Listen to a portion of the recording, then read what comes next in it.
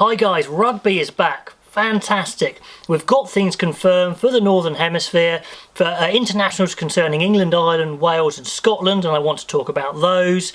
Sure, it's not going to get going for a while, but I think there's enough confirmed for now me to make a video about it. I've been away for a while for obvious reasons, but now I'm starting to get excited about the rugby coming up.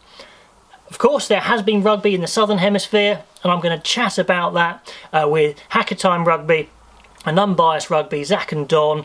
That might be on one of their channels, but I'm sure you've subscribed anyway, so check that out probably next week. So that'll be fun to see what they think about the new Super Rugby formats and what's going to happen going forward, because it really is up in the air, down under, if you like, down in the Southern Hemisphere, I should say.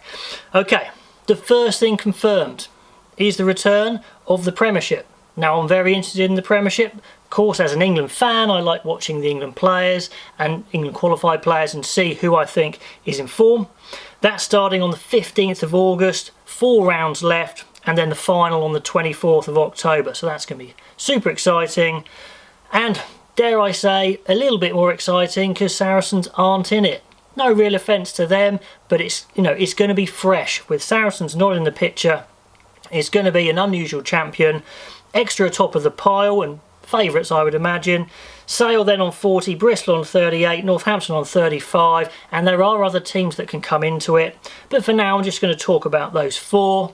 Pop a vote up. Who do you think is going to win out of those 4, or is it going to be an other? There's 5 votes you can go for on YouTube anyway, so we'll go for those 5. So let's have a quick look at the signings, and I think there's been some really clever signings and movings around and loans going on. So who looks stronger? Well, Exeter have got hold of Johnny Gray, Hidalgo Klein, 2 good Scots. They're really going to strengthen them, and they had a pretty strong squad anyway. So I can see those guys slotting right in, especially Johnny Gray.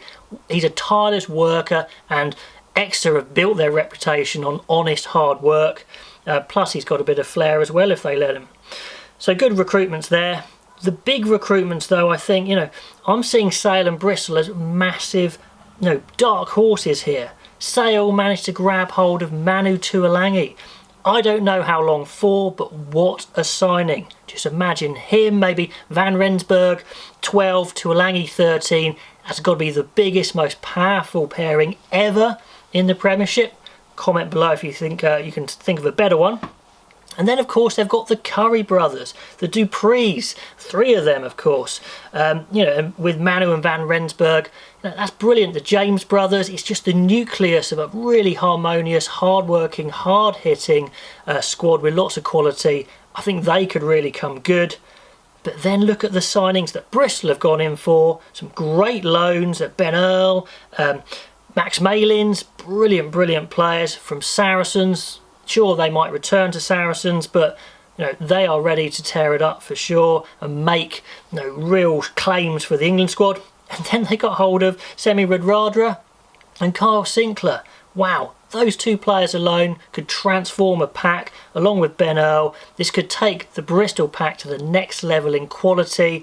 And I think they're, really good shouts for the Premiership title. Anyway, have a vote. Let me know who you think's going to win the thing. Let's talk Six Nations finale. 24th of October through to the 31st. We've got 5 fixtures. Ireland and Italy have to get theirs done first, and then it's going to be, a final weekend where we have all the games played, I think, at the same time. And there are lots of results possible. It's going to be a sprint and I like it. It's going to be exciting. So let's remind ourselves, and I'm going to try and get this right. England, they're on 13, France 13, Scotland 10, Ireland 9, Wales 7, Italy 0 points. But Ireland and Italy haven't played yet. So who can't win? Well, Italy, of course, they can't win. They're on 0 points. Don't really look like winning a game if they continue their form. But they are here to stay. Sure, you can make an argument. Maybe they're not quite good enough for this level. Maybe they're slightly too good for the level below. They're stuck in a hard place. But, being cynical, they make the Six Nations money. And 6 nations rather than 5 really works. It works a lot better. So they're here to stay. We can debate that one. They're a good side. Lots of good players. Maybe not quite the quality of the others. Wales, even a bonus point win would put them below that 13 points that France and England are already on. So they are out of this finale. But they do have another chance because this 8 nations I'm going to talk about is coming up. So you do have a chance. So who can win? So let's make the assumption. It's not definite but possible that Ireland and England both beat Italy with a bonus point. Now, apologies to Italy, of course, they might not beat them with a bonus point, but to make it a little simpler, I'm just saying that's going to happen. So here are the contenders in the table if those results are slotted in. England on 18 points with points difference of 15 plus whatever they get against Italy. France 13, Scotland 10, Ireland 14, and whatever their points difference is. In this scenario, Scotland are out of it. They can't get there, so they would need those Italian games to go very differently. So, unlikely Scotland will win. Ireland, it's exciting. There's some scenarios where a win versus France with no bonus points, which is, more likely than a bonus point win, could do it, depending on points difference compared to England. If Ireland win with a bonus point in both games, then they are the champions. It's in their hands. So that's super exciting for Ireland. I think that could kickstart, the Andy Farrell regime, if you like, really get some energy in their camp. France have to beat Ireland with a bonus point with any hope of winning. However, the points difference, England are probably likely to have slightly better, having played their last game against Italy. So France have a chance, but they're kind of depending. England is slipping up maybe. Anyway, in conclusion, the sides playing Italy will be going for bonus points. We could see some seriously high-scoring matches, no dead rubbers, and a thrilling end. Hopefully this is the adrenaline shot to rugby to restart international rugby that we will need. So, put your votes in. Who's going to win that Six Nations sprint finish?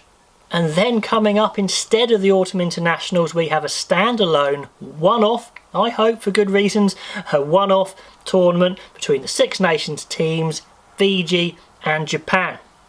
It should be competitive. Everyone can beat everyone in that scenario. Fiji and Japan will absolutely think they can get some big wins and do very well. And I can't wait. However, Fiji have been a little bit, disgruntled. Stern Vern Cotton has said he thinks, well, why are we in that tougher group? And if you look at it and work out the average world rankings, which I have, then the group of England, Ireland, Fiji and Wales, which is not confirmed but probable and possible, comes in as an average of 6 on world ranking, lower the better of course, whereas the group with Japan averages 9. And you could make them fairer. So what do you think? Do you think that's unfair? Do you think there's another reason for it? I mean, you could say that Japan's ranking maybe isn't quite right because they tore it up in the World Cup. France are rejuvenated, Scotland have rebuilt their pack, so maybe they're thinking actually there's some subjective factors in there that make it even. But on the face of it, it does look a little strange. So what do you think?